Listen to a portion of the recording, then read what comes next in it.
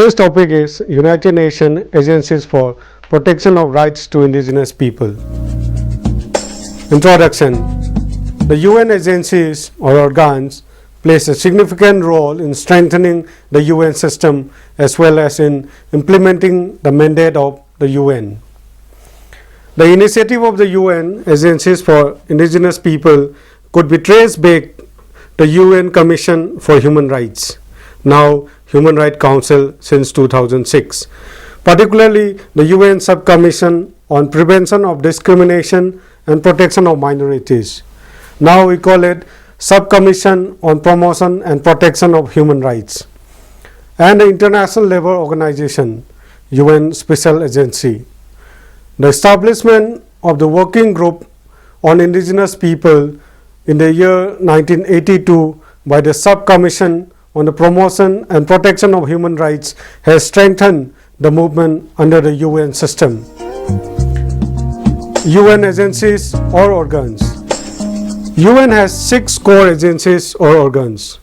They are the source of strength for the UN system. The activities of the agencies or organs are further supported by their subsidiary agencies. The UN system, even though is largely a platform for the intergovernmental organization, the non-governmental organizations are also given a significant platform through the UN Charter. The UN agencies are: number 1, United Nations General Assembly, UNGA. The UNGA is the main deliberative, policy-making and representative organ of the UN. It provides a unique platform for multilateral discussions of the full spectrum of international issues covered by the Charter. Presently, it has 193 members. The important activities of the UNGA are undertaken by the committees such as the main committees, which has 6 subcommittees, and other committees such as credential committees and general committees. The 6 subcommittees in the main committees of the UNGA are: the first committee is the Disarmament and International Security Committees. Second committee is Economic and Financial Committee. The third committee is Social, Humanitarian and Cultural Committee. The fourth committee is Special Political and Decolonization Committee.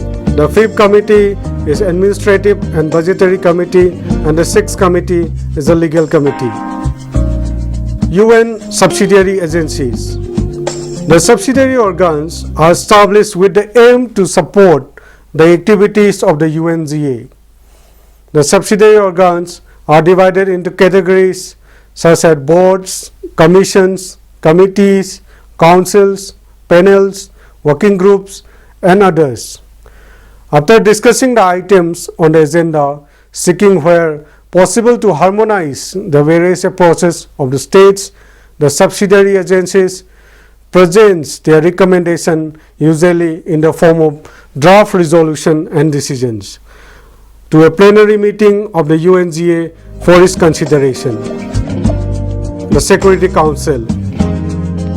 The Security Council has the primary responsibility for the maintenance of international peace and security.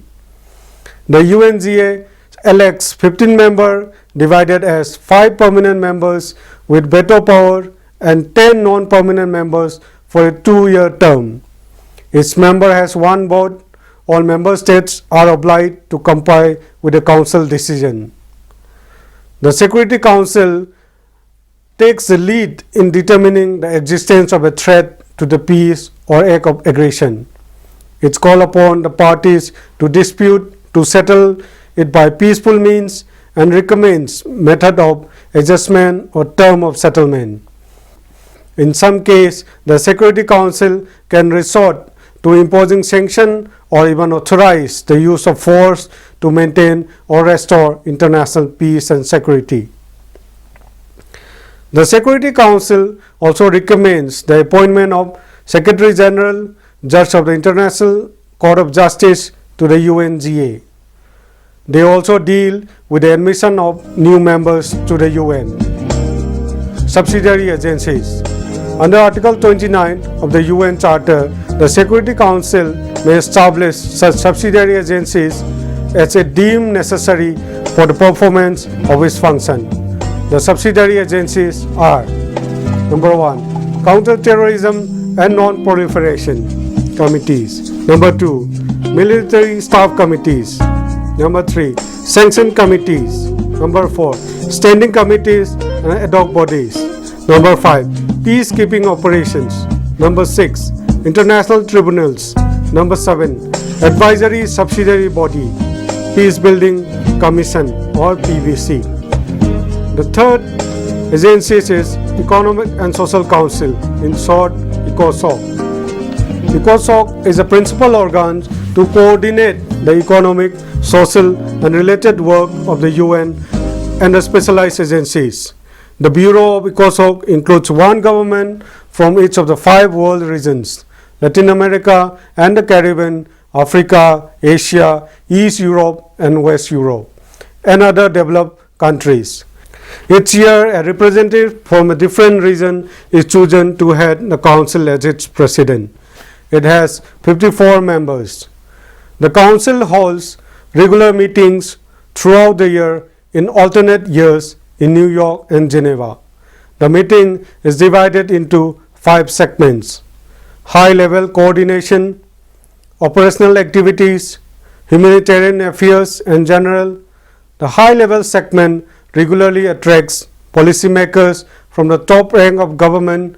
The segment Annual Ministerial Review (AMR) and Biannual Development Cooperation Forum has been a notable success to focusing on selected themes drawn from UN Millennium Development Goals.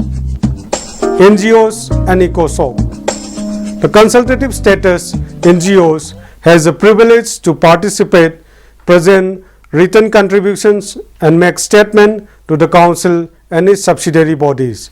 The Council is empowered to recommend consultative by UN Charter under Chapter 10, Article 71. The consultative status are divided into 1. Category 1, which has basic interest in most of the activities of the Council. Number 2, Category 2, which has a special competence in some field of activity of the ECOSOC. And number 3, roster, which has divided into 3 categories. Number 4, International Court of Justice. The court is the principal judicial organ of the UN. It was established under the UN Charter and began to work in 1946 in the Peace Palace, The Hague, Netherlands. The court is composed of 15 judges, which are elected for a term of 9 years by the UNGA and the Security Council. It is assisted by a registry, its administrative organs. Its official languages are English and French. The court role is to settle in accordance with international law legal disputes submitted to it by states and to give advisory opinion on legal questions referred to it by authorized UN organs and specialized agencies. The court has no jurisdiction to deal with application from individual, non-governmental organization, corporation or any other private entity. It cannot provide them with legal counseling or help them in their dealings with the authorities of any state whatever. Only UN member states are eligible to appear before the court in contentious cases. Number 5, Trusteeship Council. When the UN was established in 1945, 750 million people, almost a third of the world population, live in territories that were non-self-governing, dependent on colonial powers. The Council's primary responsibility is to guide UN decolonization effort, including respect for self-determination of all people through monitoring certain territories known as trust territories. Those territories is subjected to separate agreement with administering states, were formally administered under mandates from the League of Nations or were separated from countries defeated in the Second World War, or were voluntarily placed under a system by states responsible for their administration. The present status of of the Trusteeship Council. The Trusteeship Council suspended operation on 1st November 1994 with the independence of Palau, the last remaining UN trust territory, on 1st October 1994. By a resolution adopted on 25 May 1994, the Council amended its rule of procedure to drop the obligation to meet annually and agreed to meet as occasion required or by the decision of its president or at the request of a majority of its members or the UNGA or the Security Council. Number 6. The Secretariat. The Secretariat supports the diverse day-to-day work of the UN. It also provides service to other principal organs of the UN and administers the program and policies laid down by them. The Secretariat has around 43,000 staff members around the world. The head of the Secretariat is the Secretary General, who is appointed by the UNGA on the recommendation of Security Council for a 5-year renewable term. Presently, Ban Ki-moon is 8th Secretary General of the UN, succeeding Kofi Annan. Indigenous people and the UN agencies. The involvement of the UN agencies, especially the UNGA, ECOSOC, and the specialized agency ILO, can be traced back since the establishment of the UN. Their contribution should be acknowledged and appreciated. However, it should not be mistaken that these are the only agencies working for indigenous people.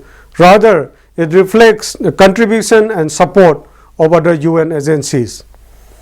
The contribution of the government and intergovernmental bodies should be acknowledged, as a member of the UNGA and ECOSOC are government representative.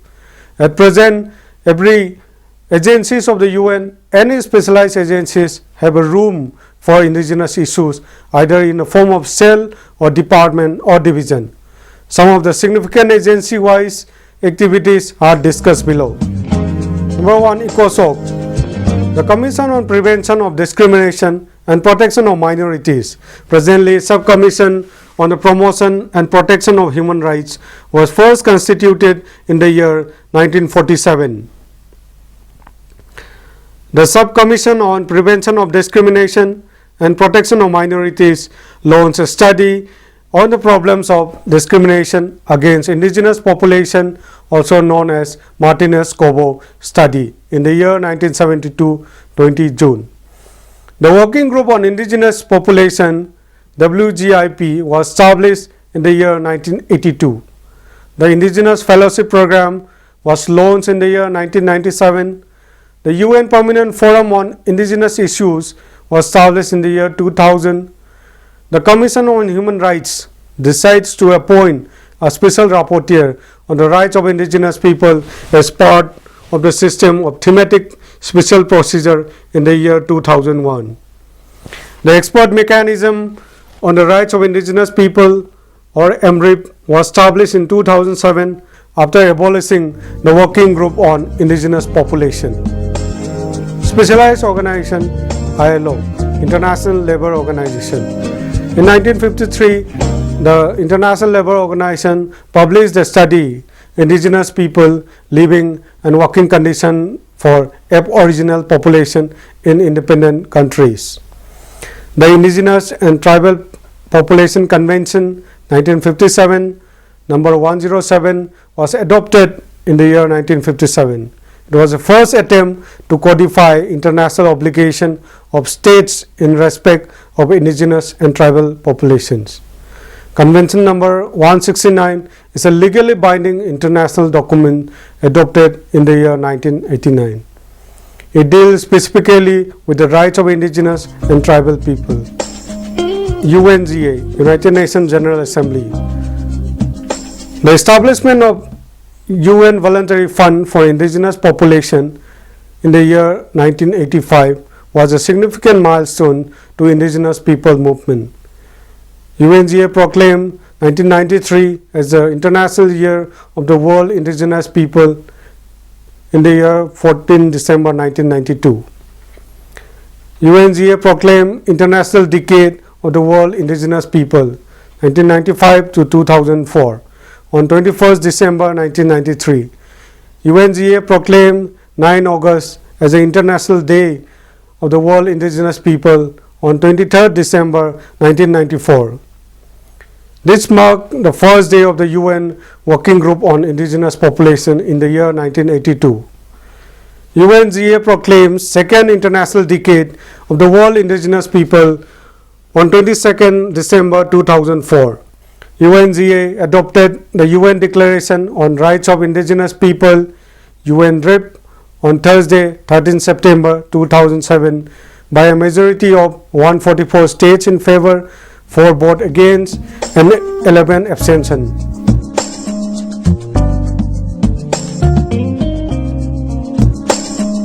Conclusion. The movement for promotion and protection of indigenous people rights has been strengthened not only by non-governmental organizations and indigenous people but also by the UN and its agencies. Moreover, the support of the UN member states is reflected by the adoption of the UN DRIP. However, the necessity of lobbying their respective governments and the regional intergovernmental bodies need to be strengthened to adopt the UN Convention on Rights of Indigenous People as a legal binding international document.